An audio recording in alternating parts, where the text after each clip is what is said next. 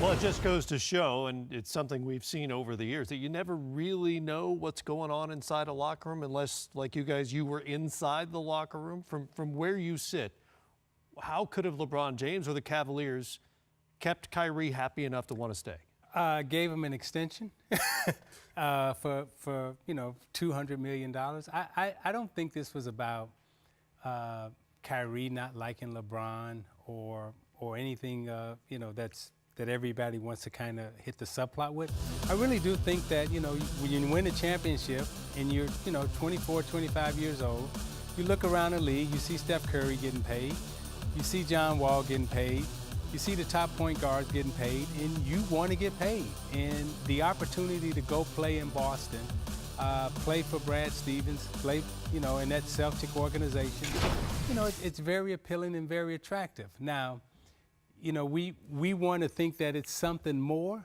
I really don't think there's anything more to it. I've known LeBron, I know Kyrie. I didn't see any bitterness in terms of I don't like you as a person, I hate you, or any stuff like that. I think it really was a business decision that he made. It was the right business decision that he made, and it was the right business decision that he made at the right time.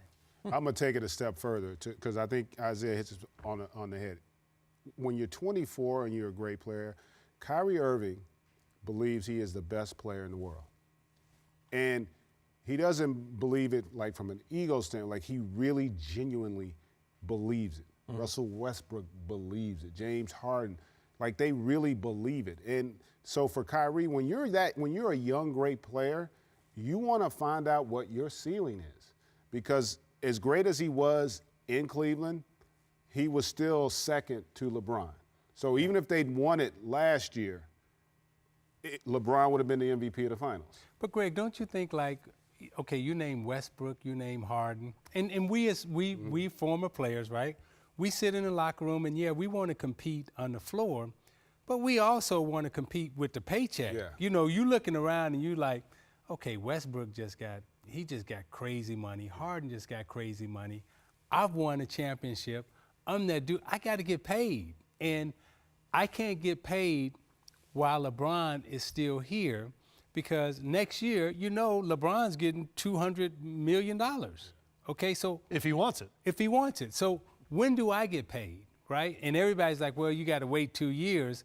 And with as much money floating around right now, in my opinion, Kyrie Irving made a business decision, and it's not anything personal against LeBron or Cleveland or anybody else. I can go to Boston. I can get an extension. I can get paid. But he also, think of it after LeBron potentially leaves next year. I don't think LeBron's leaving. I'm not saying, but if you thought he was, the fact that he's in Boston, where he's with a team that's going to be a contender for the next 5 to 8 years, and he's unquestionably the best player. And the core is in place, not going anywhere. At least it doesn't appear that way. My theory was that he didn't know and just didn't. He thought to himself, I've been the guy in Cleveland without LeBron before, and that didn't go very well. But he wasn't the player he is now. But I don't think guys can come out and say, hey, it's about the money. But when I look at it, very few do. But I think I'm following the money trail. Okay, to me, this is about, it's like when I think Bill Russell always had in his contract, I need to get $1 more than Wilt Chamberlain. Right. We do have the money ego. Sure. Okay. Sure, I get that. And I think that's what this was all about.